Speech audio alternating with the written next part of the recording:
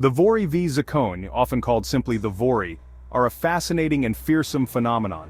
This secretive brotherhood has captured the imagination of many, not just for their criminal activities, but for the unique culture and code that binds them together. They are a Russian criminal organization steeped in tradition and bound by a strict code of conduct. This code, known as the Thieves' Law, dictates every aspect of their lives from their behavior to their interactions with the outside world. Their history stretches back centuries, intricately entwined with the turbulent history of Russia itself. From the days of the Tsars to the Soviet era and beyond, the Vory have adapted and survived, always finding ways to thrive in the shadows. Understanding the Vory requires delving into the harsh realities of Soviet prisons where their brotherhood was truly forged. These prisons were not just places of punishment, but breeding grounds for a unique subculture that would come to define the Vory. These prisons, known for their brutality and unforgiving conditions, became the crucible in which the Vory's unique culture was formed. In these harsh environments, the Vory developed a code that emphasized loyalty, honor, and mutual support. In this environment, survival depended on loyalty, cunning, and a strict adherence to a shared set of rules. The Vory's code was not just a set of guidelines, but a way of life that ensured their survival and dominance within the prison system. The Vory, meaning thieves-in-law, emerged as a powerful force within this system, creating a society of their own within the walls of the gulags. They established a hierarchy and a system of governance that mirrored the outside world, but with their own unique twist. The Vory's story is not just one of criminality but also of resistance. They saw themselves as more than just criminals. They were rebels, standing against the oppressive Soviet regime and its attempts to control every aspect of their lives. They saw themselves as rebels, standing against the oppressive Soviet regime. Their defiance was not just a matter of survival, but a statement of their identity and their refusal to be broken by the system. Their tattoos, a complex visual language, became a mark of defiance, a way of signifying their allegiance to the Vory code and their rejection of Soviet authority. Each tattoo told a story, a history of their struggles and their victories. To this day, the Vory remain a powerful force in the Russian underworld, their influence extending far beyond the prison walls. They have evolved and adapted, but their core principles and their code of conduct remain unchanged. Today, the Vory are not just confined to Russia. Their influence has spread globally, with members and affiliates operating in various countries around the world. They have become a significant player in the international criminal landscape. Despite their global reach, the Vory remain shrouded in secrecy. Their operations are conducted in the shadows, with coded messages and clandestine meetings ensuring that their activities remain hidden from prying eyes.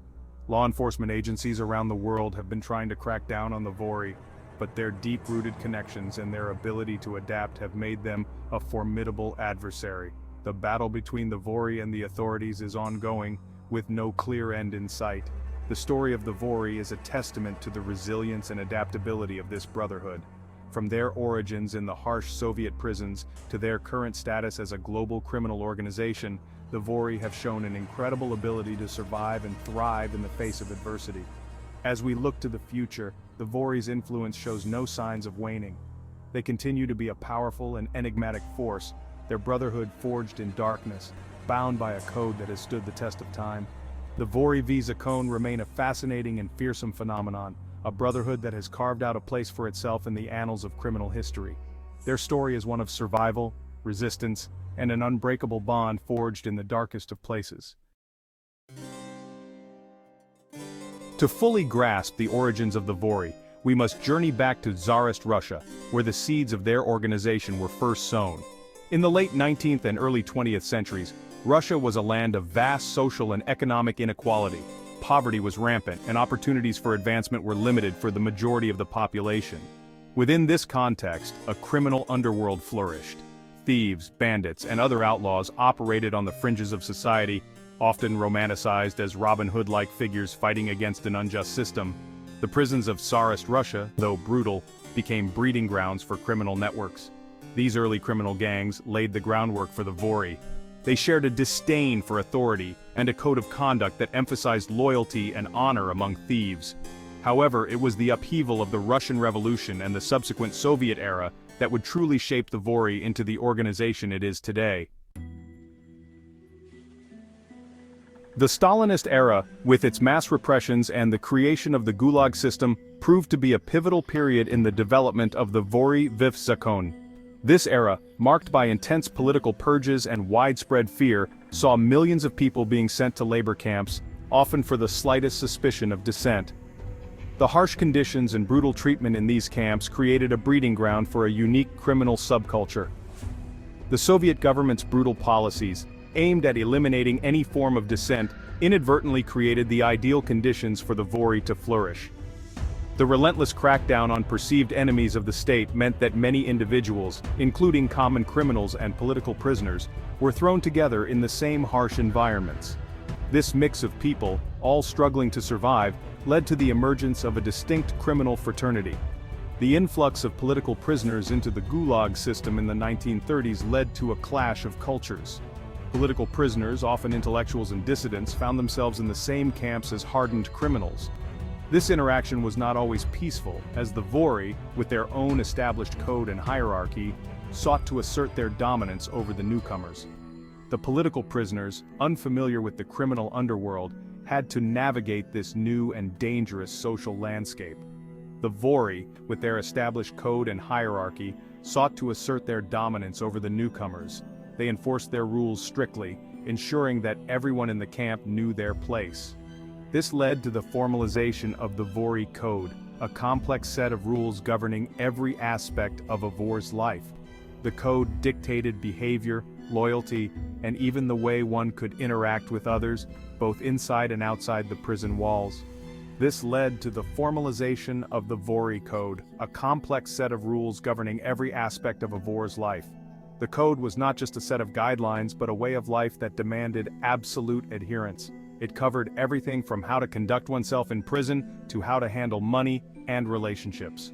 The Vory Code became a symbol of resistance against the oppressive Soviet regime, a way for the criminals to maintain their identity and autonomy. Central to the Vory Code was a complete rejection of Soviet authority. This rejection was not just a passive stance but an active defiance. Vory members prided themselves on their independence and their refusal to bow to the state's demands. This defiance was a core part of their identity, setting them apart from other prisoners who might seek to cooperate with the authorities for better treatment or early release.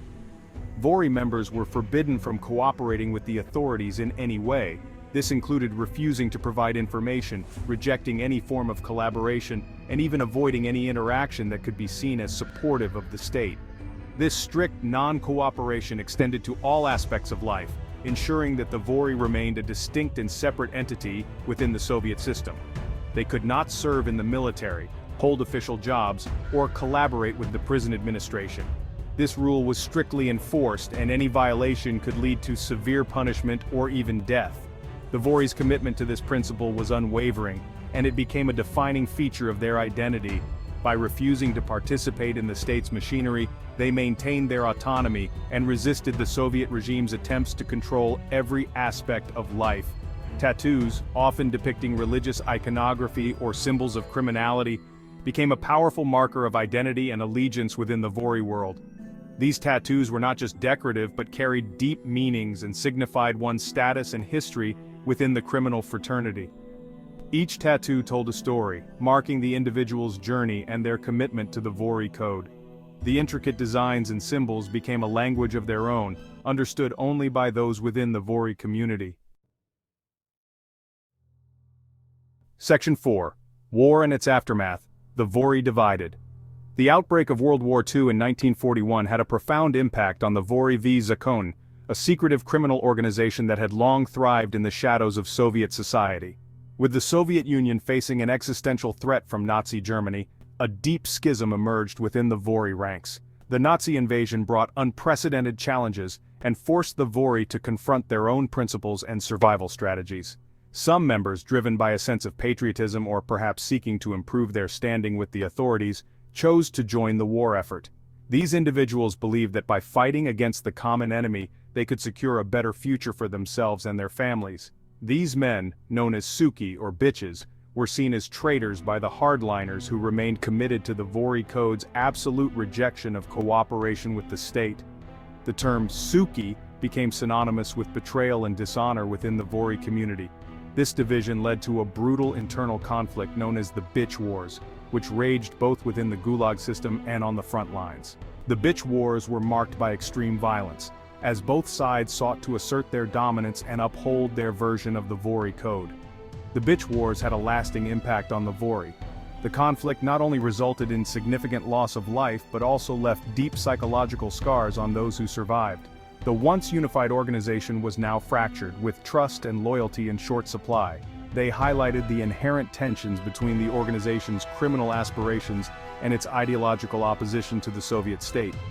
The Vory's struggle to maintain their identity in the face of external pressures revealed the complexities of their existence.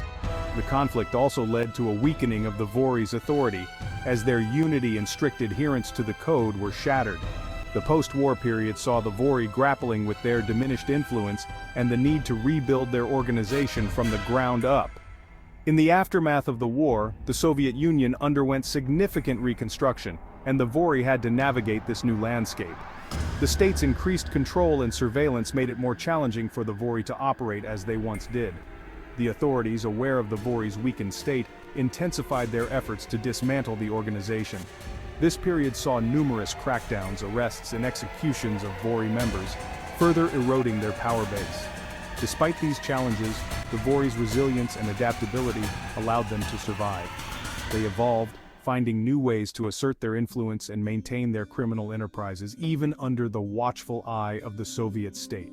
The legacy of the Bitch Wars and the wartime divisions continued to shape the Vory in the decades that followed.